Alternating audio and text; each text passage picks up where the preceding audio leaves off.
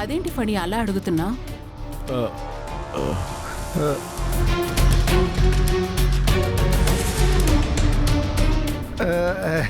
అది కాదు వదినా. అంటే అనంత వెళ్ళిన ప్లేస్ వేరు కదా. మీరు అనంతం తీసుకొచ్చేసరికి మీకు ఎలా తెలిసిందనే క్యూరియాసిటీతో అడిగాడు అంతే. అదా, అనంతిని ఇలా ఎవరో రౌడీలు కొట్టి పడేశారని మనకి తెలిసిన వాళ్ళు నాకు ఫోన్ చేసి చెప్పారు ఫణి. ఓ అవునా అత్తయ్య? సరేలే, మొత్తానికి అనంత్ గారు ఏమీ కాకుండా బయటపడ్డారు, అంతే చాలు. లేకపోతే పాపం గాయత్రి ఎంత బాధపడి ఉండేది. అవునమ్మా, అసలే కడుపుతో ఉంది. పదండి, గండం గట్టెక్కింది కదా, మనకదే చాలు. పదండి పదండి.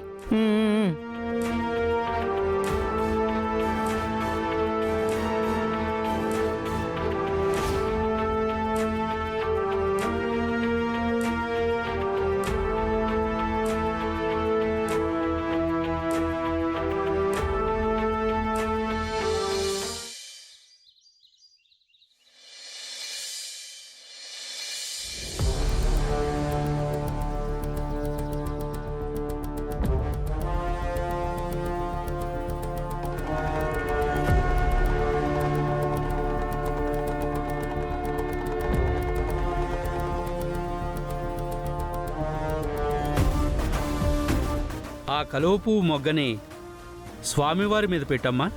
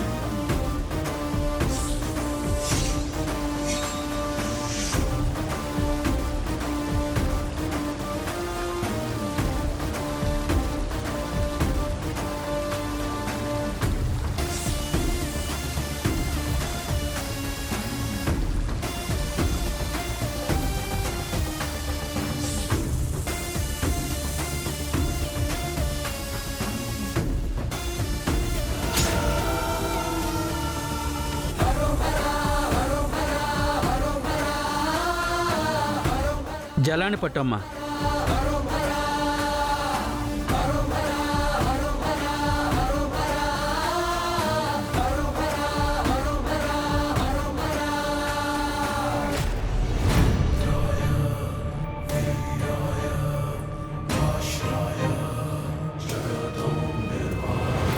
అమ్మా,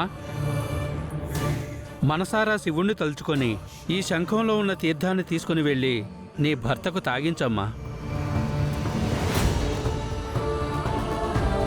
ఈశ్వర, ఈ రోజుతో నా భర్త మామూలు వ్యక్తి అవ్వాలి. నీ కృపతో నేనింతటి మహాకార్యాన్ని చేయగలిగాను.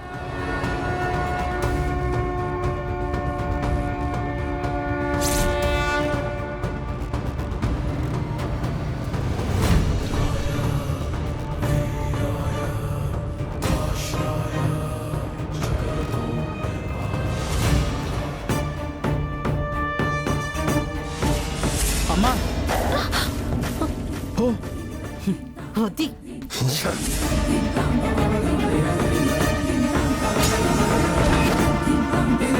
ఎర్రబాబు, మనం వచ్చిన పని అయిపోయింది. ఇక మనం వెళ్దాం పద. మొత్తానికి దాని పూజా ఫలం చెడిపోయింది. పద.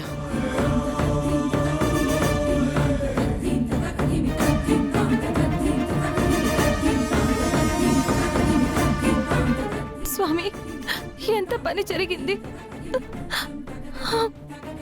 ఎంత అపచారం జరిగింది. నేను చాలా తప్పు చేశాను. ఇంత గొప్ప అవకాశాన్ని వదులుకున్నాను. నేను పాపిస్తుదాన్ని, నేను పాపిస్తుదాన్ని, పాపిస్తుదాన్ని.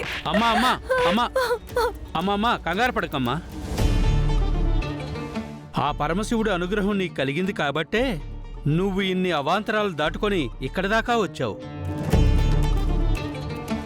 ఒక్కసారి ప్రశాంతంగా ఆలోచించమ్మా, మార్గం అదే దొరుకుతుంది.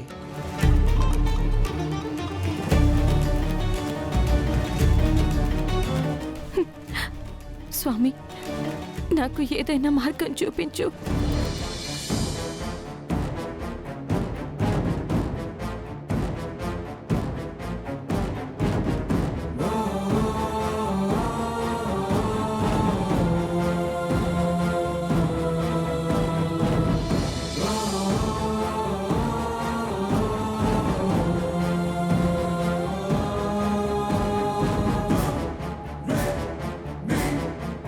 బాలగారు,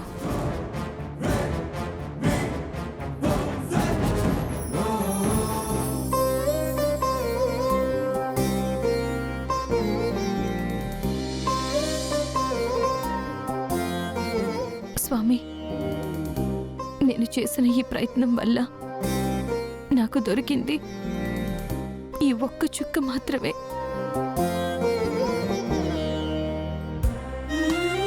అమ్మా,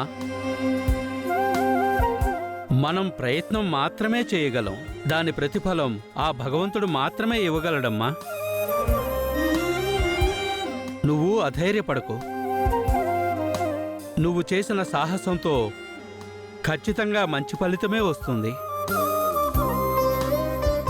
దైవానుగ్రహం ఎంత ఉండాలో అంతే మన మీద ఉంటుందమ్మా. మిగిలింది నీ శక్తితో, నీ యుక్తితో, నీ సమయస్ఫూర్తితో నువ్వు నీ భర్తని మామూలు వ్యక్తిని చేసుకోగలవు. తను ఎందుకు అలా ఉన్నాడో, ఏ ప్రయోజనం కోసం ఆ భగవంతుడు తనని అలా ఉంచాడో మనకు తెలియదు. ఎప్పుడు మార్చాలో అప్పుడే మారుస్తాడు. ఆ సమయం దగ్గరలోనే ఉందమ్మా. ఫలితం ఖచ్చితంగా వస్తుంది. ఓం నమః శివాయ.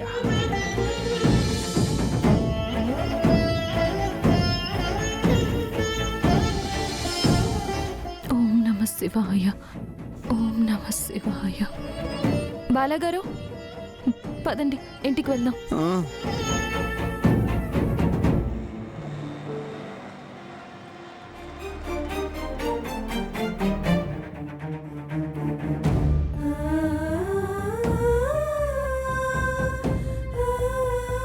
అనంత్, రా నాన్న, రా కూర్చో.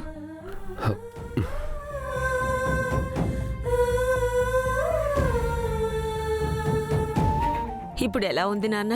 అంతా బాగానే ఉంది కదా?